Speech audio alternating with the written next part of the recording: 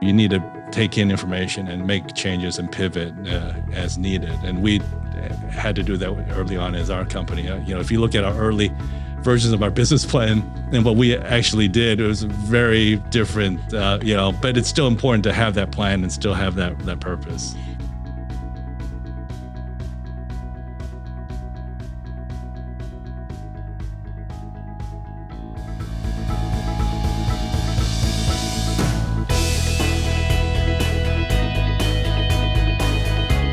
Have you ever wondered what makes some companies grow while others plateau or fade away? Or what makes an inspirational leader versus someone who teams dread working for? On the Think Ahead podcast, the executive team at Thinc Strategy chat with business leaders who share their lessons and journeys, their strategies on growth and leadership, and how they're continuously thinking ahead. On today's episode, Thinc Strategy's Karen Albritton and Cindy Anderson welcome Giles Shih, former president and CEO of Bioresource International. We join the conversation with Thinc Strategy's CEO, Cindy Anderson. Okay, well, we are so excited today on the Think Ahead podcast to have Giles Shih.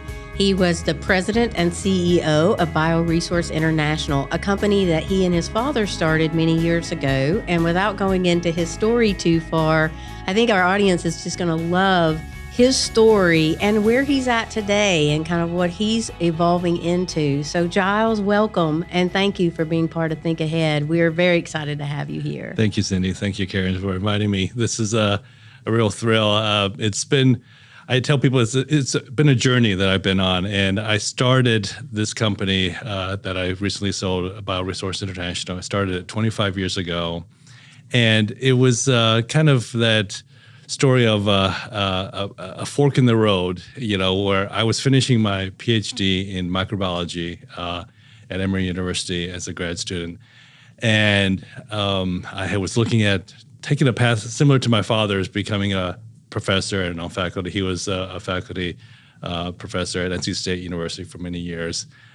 And then this other path, this fork appeared where I was thinking maybe to start a company. And I had the chance to do this because my father, through his research at NC State, developed 6 patents.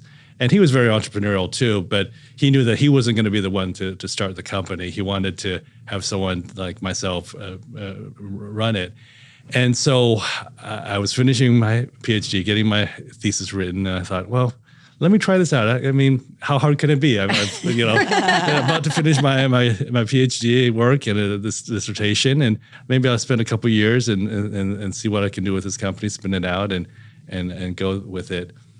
Well, turns out, those 2 years became 2 decades, became 25 years, and it's been just a wonderful journey of learning about myself, learning about leadership, learning with applying science into some of the biggest challenges our society and our world is facing, and how to create a business around that then sustains itself to create jobs and create livelihoods for people.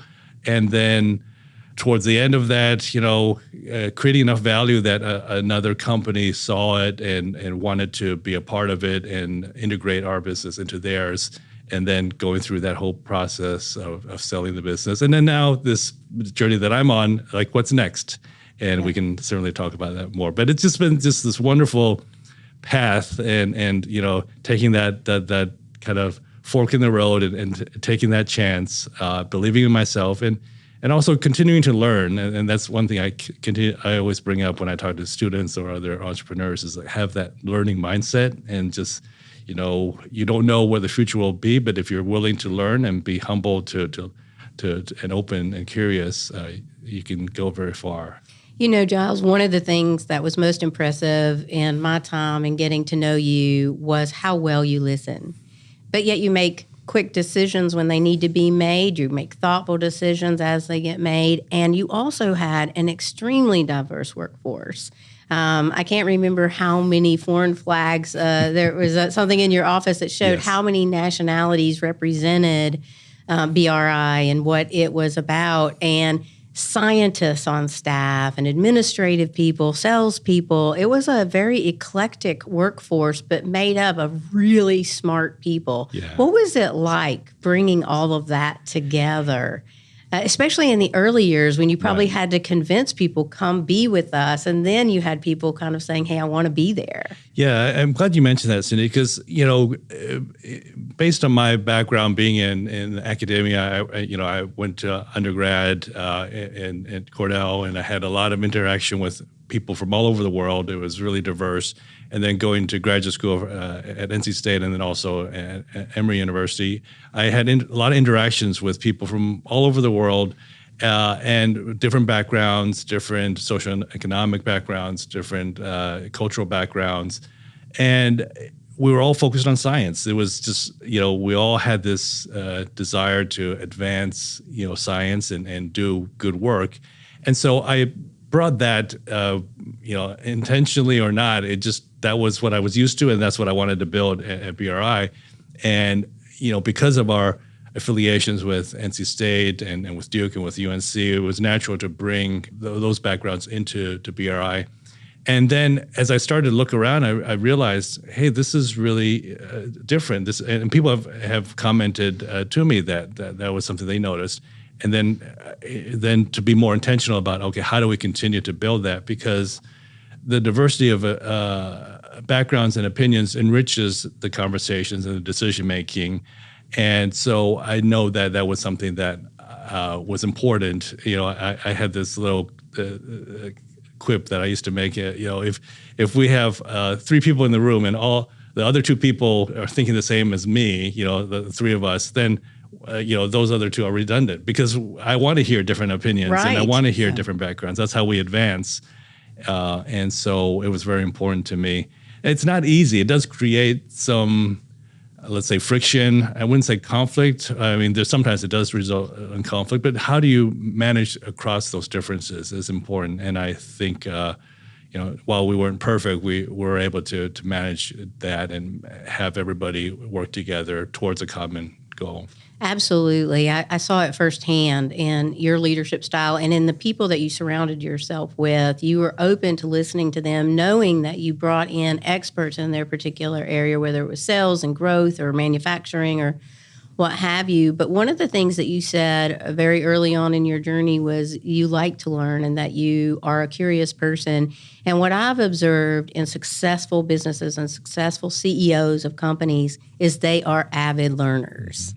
So talk to us a little bit about what surprised you in this process of growing this business, in your learning and what you really gathered. Yeah, there's this quote, I think it's attributed to the CEO of Microsoft. He's like, don't be a know-it-all, be a learn-it-all, right? And I That's like a great that. quote, yes. I want to be a learn-it-all. I know that I don't know everything, and because I've been in the academic world and as a scientist, one of the first things you realize is like there's so much we don't really understand yet, and we're just continuing to discover new things, and we advance the knowledge.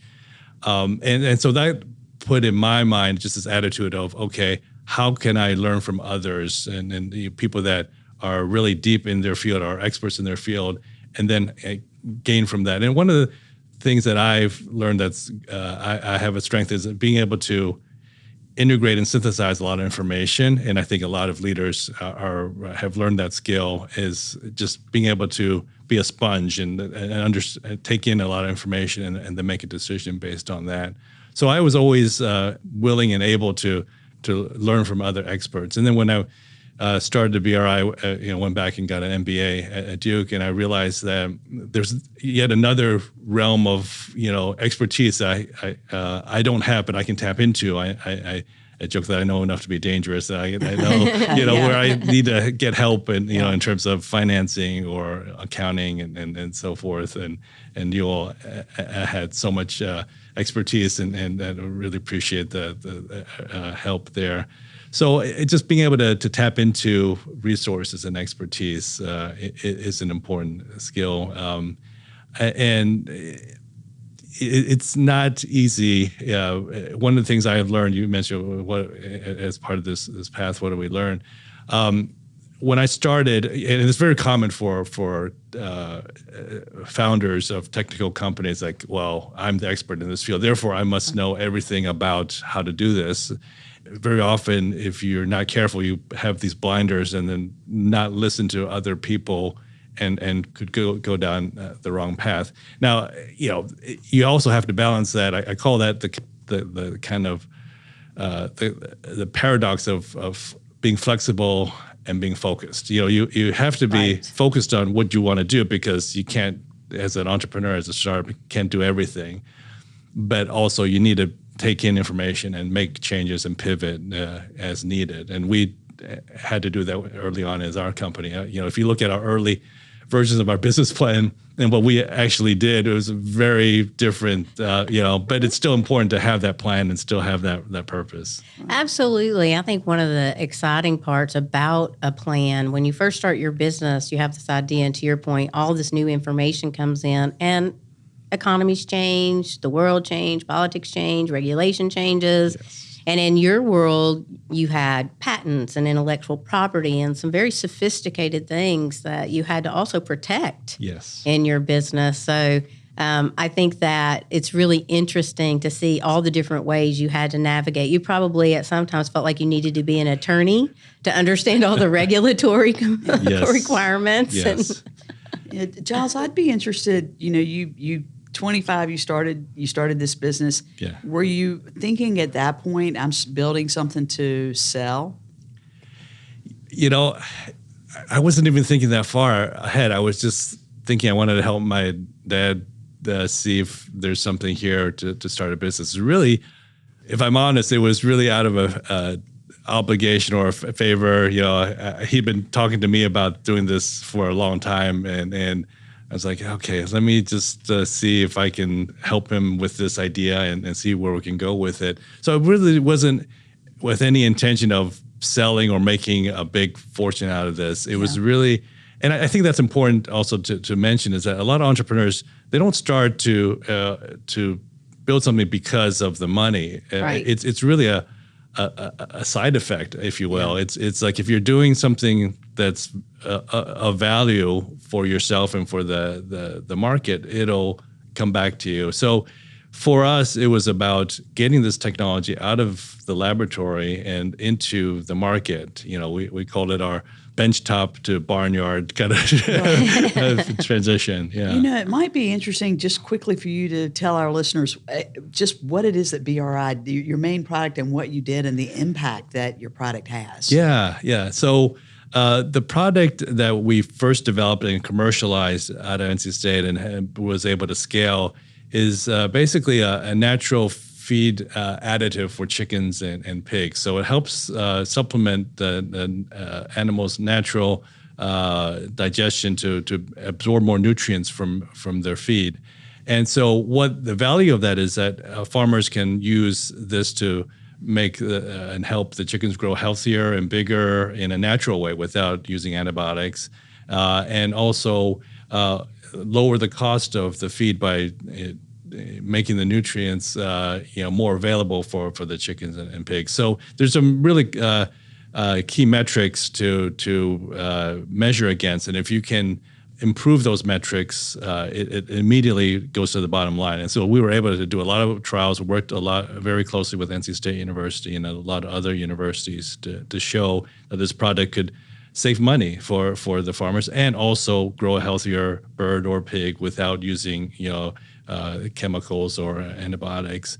And so that has a lot of resonance no matter where you are, whether U.S., Europe, Asia, and Latin America. And that's why we saw a global opportunity. So when we exited the company, the product was being sold in like 50 countries all over the world. So it was really rewarding to see something that was just a brainstorm that my father had in the lab at NC State and that we discovered, and to build this to where it was when we exited and having that type of distribution. Helping to feed the world. Yeah, really. Absolutely. I mean, dealing with that, that's fantastic. You mentioned NC State and some of the academic resources. I'd love to hear maybe just more about the resources that you pulled upon during your journey to help you build the business. Yeah, just about every resource we could. When you start, you got to bootstrap it, and we were, kudos to North Carolina Biotechnology Center for helping us with some loans when we first started, for NC State and helping us with, we licensed the technology from NC State, so we negotiated a license agreement with them, and they supported us all the way. There were times when we were getting a little bit long in paying back some of the licensing fees, and they worked with us, and it helped them in the long run too, because after we started selling product, they received quite a bit of royalties off the revenue. So it was a win-win. So got a lot of help in the early days through collaboration with NC State and with the Biotechnology Center. And then we raised a seed round with some family and friends and angel investors, and that helped us get started. And then we also did SBIR, Small Business Innovation Research grants, phase 1 and phase 2 through the U.S. Department of Agriculture. So just about any kind of resource we could get our hands on. And I also tell entrepreneurs and startups that if you can get non-dilutive capital, that's the best, capital to get started. But we also were able to raise some equity. I mean, that's expensive money because that comes with equity. But if you can get the right investors and right partners, and we were lucky enough to have some really good venture investors that helped us open some doors for us and get in touch with our partners and build the company. So anybody and anyone who had some capital, we would talk to. I remember at one point I went through my file because I would do a different pitch slide deck each time I gave a presentation, and I had at one point over 200 files every version. So I've been out there to pitch, and you have to do that as a startup. You get used to getting a lot of no's and getting a lot of feedback, but you learn from that. And there's a few people that really get your story and want to support you and see the vision, and that's really exciting. Yeah. One of the things that, as you're talking about your story, you were young when you and your dad started this, and it was a great partnership. It sounds like you guys really, and I know there were other people like J.J. Wang and some others that were very instrumental in the beginning. But fast forwarding today, and you've exited your business, and you're thinking about the future. How do you think ahead? Yeah. So that's a good question, and it's a question I'm living right now. Again, using this idea of a journey that I'm on. This is the next chapter in my journey, if you will, and it's really been an expansive time in my life. I use this concept of scarcity versus abundance, and I feel like I've always wanted to focus on the abundance part of it, and how do I generate more capacity in my life to help other entrepreneurs and help my family and help the community and then the world at large. So it's still a work in progress, but what I'm thinking ahead to is using just kind of where we starting with the first principles of bringing technology from universities and other smart minds and bring them into the marketplace, and how does that transition get better accelerated and supported. And so I've dabbled in a couple of things where I'm helping another entrepreneur. One of the things when we exited the company, I was able to acquire some of the assets that were not core to the business, that included some fermentation equipment. And so I'm taking that fermentation equipment and partnering with Tony Bucci, who's an entrepreneur in the area, and she's starting a business around fermentation. And so we've worked together on this plan to help other startups to scale their fermentation. And this is in the space, of not just feed additives like we did, but also in food for human consumption as well as agriculture. And so there's a lot of interesting things happening in that space, whether it's alternative proteins or it's biological crop protection products. So I'm kind of dabbling in that, and I know that I want to still be involved in this startup space, but not necessarily be, rolling up my sleeves and doing the work, because I know how hard that can be, but really supporting the next generation of entrepreneurs and innovators. And there's some interesting things that I've been talking with the universities about how to create more of a legacy of innovation, and also about international cooperation, because that's one of the other features and one of the things that we were able to bring based on my cross-cultural experience. I was born in Taiwan, but came to the U.S. when I was very young. So, but I still maintain ties to the culture and the language. My brother and I both were forced to speak Chinese in our house growing up, so that served us well. Yes. My brother has lived in China for a while, and I've done business with Asia, and a lot of it because of our just being comfortable in both cultures, and so we want to do something around, especially in the world we live in today. The more we can understand each other and speak to each other and communicate with each other and do business with each other, the better the world will be. So those are kind of some of the things that I'm looking forward to doing in this next chapter. I am so impressed by you, Giles. I always have been since we've gotten to know each other. We met right in 2020 at the beginning of a pandemic. And since I have just been so impressed because you never lost sight of what you were doing with your company. And to hear you think about what you're going to be doing ahead, you're still carrying that same value system into the future. And it's just really impressive. I congratulate you and Jason, your dad, for a job well done. I know that the other professionals at that company, some went with a buyer, some did not, but they all experienced great success in their careers for having been there and having that experience. And just really impressed, and congratulations. Thank you. And we can't wait to see what you do next. Absolutely, for sure. For sure. We'll be cheering you on from the sidelines. That's Thank right. you. Yeah, it's been a wonderful experience, wonderful journey.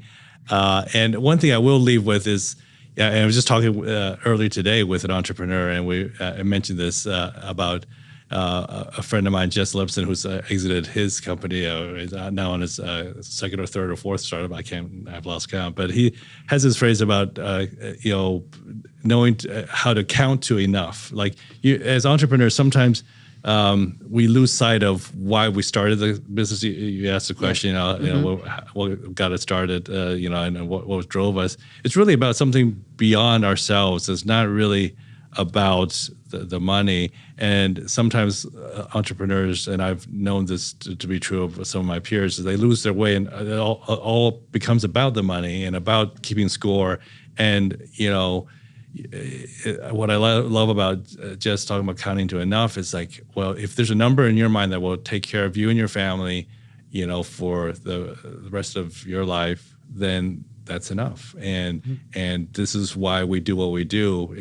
And what kept me going through this whole process of selling the company, which was really tough, was to do this for my family, Yes. and for my dad and my parents, and then also for my kids and the next generation. So that is what it's about. And as long as you keep that in mind, why you start the business, why it's important, you won't lose your way. That's right. That is sage advice. Thank you, Giles. Thank you, Giles. My pleasure. Thanks so Thank you. much. Thanks. Thank you for joining us on this episode of Think Ahead. We hope you've gained some valuable insight and inspiration to propel your business forward. Remember, success is not a destination but a journey, and Thinc Strategy is here to help you every step of the way. Visit thincstrategy.com. That's THINC strategy.com for more info. And for more of this podcast, press the follow button and share with your network. This podcast is edited and produced by Earfluence.